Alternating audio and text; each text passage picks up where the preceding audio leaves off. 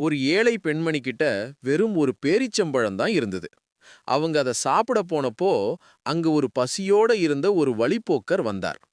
அந்த பெண்மணி தயங்காம அந்த பேரீச்சம்பழத்தை பாதியா உடைச்சு அவருக்கு கொடுத்தாங்க.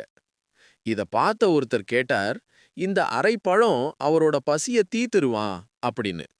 அதுக்கு அந்த பெண்மணி சொன்னாங்க, அவரோட பசிய தீர்க்குதோ இல்லையோ, என் மனசுல இருக்கிற கருணையை இது காட்டுது. அல்லாவுக்கு இந்த அரை பழம் போதும் அப்படின்னு.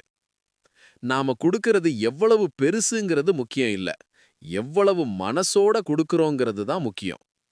திருக்குரான்ல அத்தியாயம் 2 வசனம் 261ல அல்லாஹ் சொல்றான், அல்லாவின் பாதையில் செலவிடுபவர்களுக்கு உதாரணம் ஒரு தானியம் 7 கதிர்களை முளைக்கச் செய்வதைப் போன்றது. ஒவ்வொரு கதிரிலும் 100 தானியங்கள் இருக்கும். இந்த ரமதான்ல நம்ம கிட்ட இருக்கிறதுல கொஞ்சமாவது மத்தவங்களுக்கு பகிர்ந்தளிப்போம்.